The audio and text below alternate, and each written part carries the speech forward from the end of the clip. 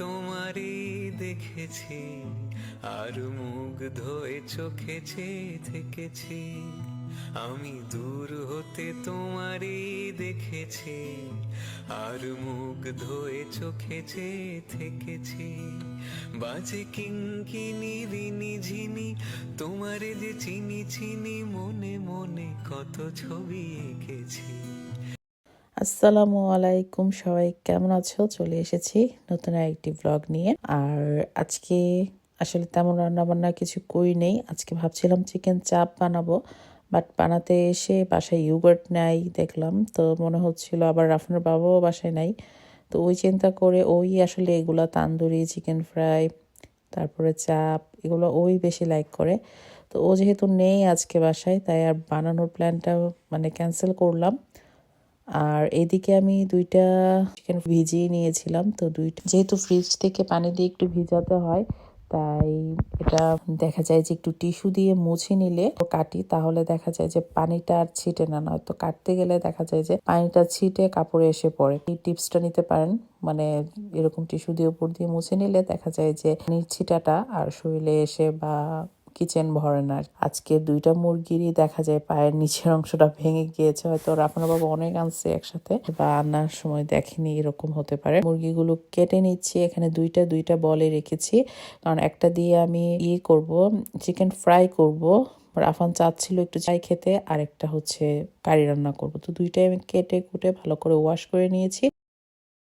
আর এইদিকে চিকেন ফ্রাইটাতে আমি কি দিচ্ছি, আমি চিকেন ফ্রাইটাতে নর্মালি একদমই অল্প মশলায় দেখা যায় মরিচের গুঁড়ো, স্বাদ মতো লবণ, আদা রসুন পেস্ট, টমেটো কেচাপ, একটা ডিম, আর হচ্ছে একটু কালো মরিচের গুঁড়ো, কালো গোলমরিচের গুঁড়ো, সবগুলো একসঙ্গে দিয়ে, আর একটু সয়া সসও দিয়েছি, একসঙ্গে দিয়ে ভালো করে মাখিয়ে নিয়েছি। এবার দিয়ে দিলাম হচ্ছে প্লেন ফ্লাওয়ার ময়দা, আর হচ্ছে কর্নফ্লাওয়ার।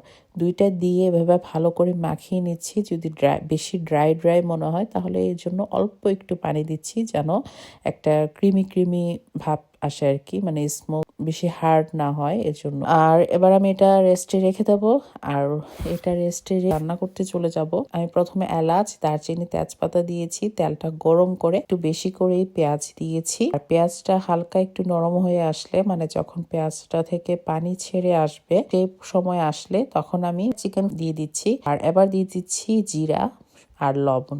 শুরুতেই আমি কিন্তু জিরা দিয়ে ভাজা করব বা কষিয়ে নিব, তাহলে অনেকেই কিন্তু ফার্মের মুরগি খেতে পছন্দ করেন না। এভাবে করলে মজা লাগে। তো ঢাকনা দিয়ে ঢেকে দেবো। এই পর্যায়ে কিন্তু আমি একদমই পানি ইউজ করছি না, পানি বের হয়েছে সেটা দিয়ে আমি কষিয়ে নিচ্ছি। আর এভাবে অনেকক্ষণ কষানোর পর তারপর দিয়ে দিচ্ছি আদা রসুন পেস্ট।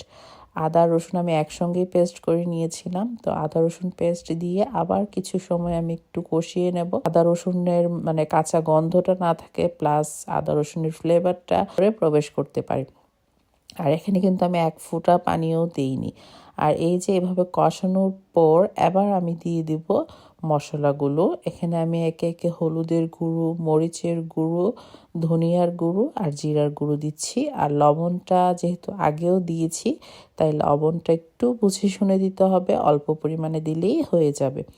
আবারও নেড়ে চেড়ে মিক্সড করে নিচ্ছি। এভাবে মিক্সড করে কিছু সময়ের জন্য আবার ঢাকনা দিয়ে ঢেকে দিচ্ছি, যেন মশলাটা তেলের সঙ্গে ভালোভাবে ভাজা হয় এবং তেলটা উপর দিয়ে ভেসে আসে।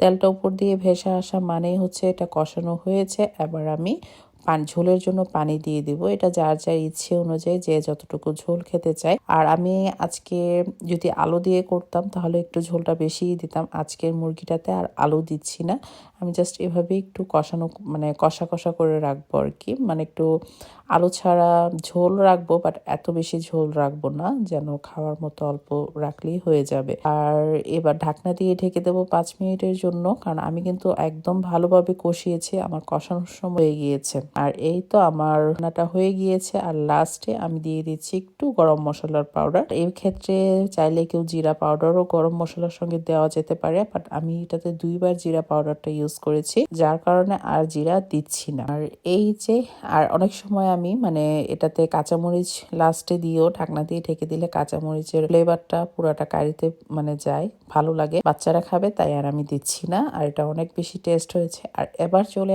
ফ্রাই করতে রেস্টে রেখে দিয়েছিলাম যে চিকেনটা, এটাই আমি এবার ভেজে নিচ্ছি। আর একদম তেলটা বেশি গরমও করা যাবে না, আবার একদম কম গরমেও দেওয়া যাবে না, মানে এরকম রাখতে হবে যেন প্রথম দেওয়াতেই পুড়ে না যায়। আর অনেকক্ষণ পর্যন্ত আমি এটাকে ধরবো না, নাড়াচাড়া দেব না। যখন একটা সাইড পুরো প্রায় হয়ে যাবে তখন আমি অপর পাশটা উল্টিয়ে দেব, মানে না হওয়া পর্যন্ত দেখা যাবে যে উল্টাতে গেলে তখন উপরের যে লেয়ারটা আছে সেটা খুলে যাবে। আর এটা হচ্ছে একদমই সহজ টেকনিক, মানে আমার পেজে যারা রেগুলার ভিউয়ার্স সবাই হয়তোবা দেখেছেন যে আমি অনেকভাবেই কিন্তু করি।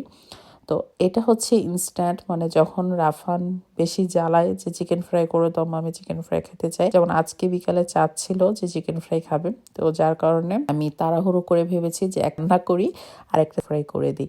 সো এই যে উল্টিয়ে পাল্টে মাঝখানে আমি আবার একটা উল্টিয়ে দিয়েছিলাম এগুলা। তো এরকম করড়া করে ভেজেছি, করড়া করে ভাজলে দেখা যায় যে অনেক বেশি মজা লাগে। ট্রাই করলে আমি শিওর নিরাশ হবে না কেউ, মানে অনেক বেশি মজা। আর চিকেন ফ্রাইগুলো করে আমি টেবিলে দিয়ে 3জনকে বসিয়ে দিয়ে আমি চলে গিয়েছিলাম একটু গার্ডেনে কফি নিয়ে। আমার আবার একটু কফি খেতে মন চাচ্ছিল, তো গার্ডেনে বসে কফি খাচ্ছিলাম। আর এসে দেখি মাশাআল্লাহ সবগুলা শেষ। আর এত মজা করে খেয়েছে ওরা যে কি আর বলবো। তো ছোট্ট একটি ভিডিও সবার সঙ্গে শেয়ার করলাম, আশা করি সবাই ভালো থাকবা, সুস্থ থাকবা। আল্লাহ হাফেজ।